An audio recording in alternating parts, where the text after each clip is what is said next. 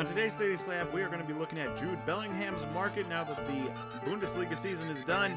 We are also checking out Jordan Walker and Anthony Volpe in a little market update. And we're going to be covering the releases of the week. So sit back, relax, and enjoy today's Daily Slab. Welcome everyone to the Daily Slab. I am Nate, and our trender for today is Jude Bellingham. So he plays for Dortmund. And Dortmund did not have the best end of the season. They had a 2-point lead on Bayern going into the last matches, and they ended up second place in the Bundesliga, and Bayern ended up on top. So tough scene for them. This is the first time they had not won the league, apparently since 2012. Well, it's going to get worse for them because Jude Bellingham is supposedly going to sign with Real Madrid for $100 million, or a transfer fee of $100+ million. So yes, Dortmund gets that money back, but they're losing one of their best players in Jude Bellingham, if not their best player in Jude Bellingham. And while that's tough for Dortmund fans, it's good for Dortmund to get that money, and it's good for Jude Bellingham, and it's good for his market. You can see here his Topps Merlin Chrome Rookie Atomic number 250 PSA 10. Look at that graph. Look at that graph. That is a skyrocket in the last 6 months. It's up 132%, with a lot of that coming because of the rumored transfer to Real Madrid. We will see if it comes to fruition. We expect it to. And Jude Bellingham will be moving from the Bundesliga to one of the top leagues in the world. All right, next up, you've got our post of the day. And I'll show you this post right here from about 9 weeks ago. It was Jordan Walker and Anthony Volpe, or Volpe, I keep saying it wrong. Jordan Walker and Anthony Volpe. So the Walker was $1,410, the Volpe was $1,250. And here was the question that Aaron asked. Prediction, how much will each one of these Bowman Chrome base auto PSA 10s be worth in 1 month into the MLB season? Well, we are 2 months in, so we are a month late on the update, but we're 2 months in, and we have an update for you. And it's not good. Obviously, Jordan Walker got sent down. He's back up now that Lars Nootbaar is injured, but he got sent down for a while. Volpe, on the other hand, great defender, has not been hitting very well. Well under 100 WRC plus there.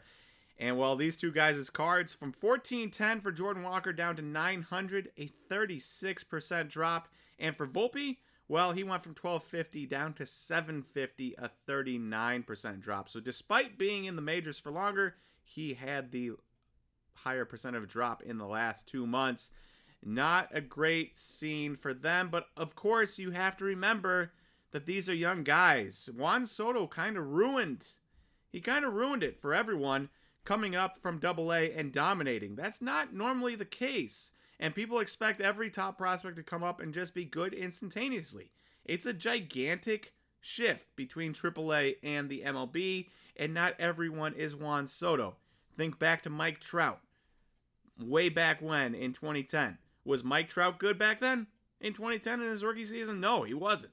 He was not a good MLB baseball player in 2010 in his rookie season. And yet today, he is the best player of a generation, and yet he struggled his first season. So if you're sitting here saying, these guys are bums, they stink, they didn't come up and dominate like Juan Soto, not even Mike Trout did. And that's a good thing to remember when you're investing in prospects, and especially if you're investing in a guy who's about to get called up, you're likely throwing away money because those guys are likely not going to have... If they do end up being Juan Soto and you sold, well, that stinks. It happens. But if they don't end up being Juan Soto and you didn't sell and you bought, you're going to lose a lot more money than if you did sell. So remember that going forward. Prospecting and games like that, it's tough to do if you're buying on call-up because likely you are going to lose a significant amount of money when they don't play well right out of the gates. And then lastly, we have our release schedule of the week and what's happening. And not too many releases and not a great week of releases, but we'll go through them anyways, quick and painlessly. On the 7th, you've got 2023 Topps Series 2 Baseball. You got Corbin Carroll, guys like that in there. So that should be pretty nice. That's the biggest release of the week. For those of you that like flagship paper baseball, I do. I usually buy a couple hanger boxes every release at least. If not hobby boxes and such. And then you have 2022-2023 Upper Deck Extended Series Hockey, 2021-2022 Fleer Ultra Hockey, 2023 Donruss MMA on the 9th, and Select FIFA Soccer 2022 on the 9th, and then Topps Finest OTE Overtime Elite Basketball on the 9th as well. So not a ton of major ones. You got Select FIFA Soccer and Top Series 2 really carrying the weight this week. If you're looking for getting into some of those, you can check out your local card shops or online. They will all likely have product on release day for most of those products, if not all of them. All right, and lastly, if you want to check out our YouTube lives on Monday night, Aaron and I go live and talk about a bunch of different sports topics, sports card topics on Monday nights. Never know what it is before Monday, so I can't tell you what it's going to be tonight.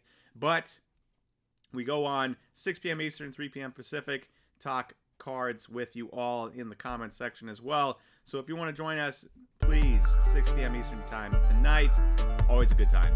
All right, thank you everyone for watching today's Daily Slab. If you enjoyed this video, please click that like button, and don't forget to hit that subscribe, and I will talk to you tomorrow for the next Daily Slab. See you, everyone.